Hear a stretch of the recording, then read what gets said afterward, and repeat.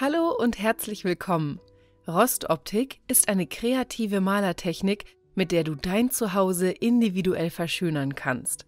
Wir zeigen dir Schritt für Schritt, wie es geht. Hierfür haben wir eine Gipskartonwand mehrmals gespachtelt, geschliffen, grundiert und mit Dispersionsfarbe vorgestrichen. Denn für die Rostoptik ist ein glatter, tragfähiger und gleichmäßig gefärbter Untergrund erforderlich. Metalleffektfarben in Rostoptik gibt es einige. In diesem Video haben wir das Produkt Style Color Rosteffekt von Hornbach verwendet.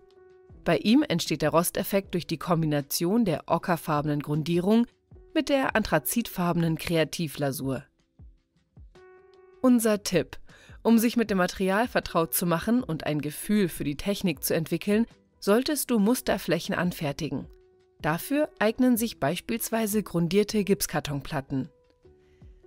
Beschichte die Musterplatten zuerst mit der ockerfarbenen Grundierung. Diese sollte dann einen Tag trocknen. Am nächsten Tag kannst du die Effektlasur auftragen und dich kreativ ausprobieren. Verwende beispielsweise einen Naturschwamm für die Gestaltung. Alternativ kannst du die Oberfläche auch mit einem Flächenstreicher strukturieren. Die Methoden lassen sich natürlich auch kombinieren. Uns persönlich hat die dritte Variante am besten gefallen. Hier wird die Effektlasur mit dem Flächenstreicher aufgetragen und anschließend mit dem Naturschwamm strukturiert. Wie das geht, zeigen wir dir jetzt Schritt für Schritt. Lege Abdeckvlies auf dem Boden aus und klebe dann angrenzende Decken und Wandflächen mindestens 50 cm breit mit Klebeband und Folie ab. Zum Abkleben eignet sich besonders das sogenannte Masker-Tape. Klebe vor allem auch die Decke großzügig ab, damit du dich später kreativ austoben kannst, ohne Spuren zu hinterlassen. Nun kannst du den Basisfarbton mit der Walze auftragen. Rühre zuerst die Farbe mit dem Rührholz um. Die Lammfellwalze feuchtest du mit Wasser leicht an, damit sie die Farbe nicht zu sehr aufsaugt. Fülle die Farbe in einen ausreichend großen Malereimer um, in den ein Abstreifgitter passt. Dann kann es losgehen. Streiche entlang des Abklebebands vorsichtig mit dem Heizkörperpinsel. Mit dem kleinen Lammfellroller kann nun ein schmaler Farbstreifen rundum aufgetragen werden. Trage nun die Basisfarbe satt und gleichmäßig mit der Lammfellwalze auf. Du wirst staunen, wie gut sie deckt. Nun kannst du die überschüssige Farbe wieder in das Originalgebinde füllen und mit dem Deckel luftdicht verschließen.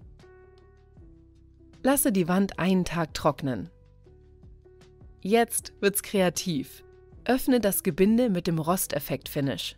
Fülle diesen in ein sauberes Gefäß um. Die Effektlasur ist recht dickflüssig. Laut Hersteller kannst du sie bis zu 10% mit Wasser verdünnen. Umrühren nicht vergessen. Schütze deine Hände mit wasserdichten Handschuhen. Feuchte den Naturschwamm leicht an. Jetzt kannst du deine Wand kreativ gestalten. Gehe so vor, wie du es auf deiner Musterplatte geplant hast.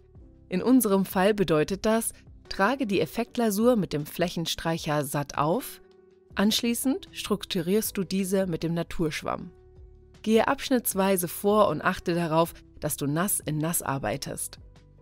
Arbeite zügig, damit keine Ansätze entstehen.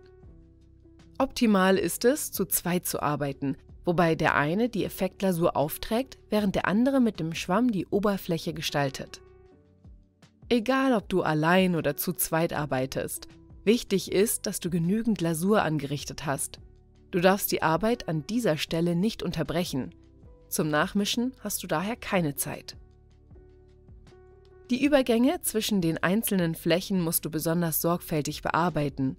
Wenn du allein arbeitest, lassen sich zwar Ansätze kaum vermeiden, aber du kannst sie auf diese Art minimieren. Außerdem darf man später gerne sehen, dass es sich um eine handwerkliche Technik handelt. Jetzt muss die Wand wieder einen Tag trocknen.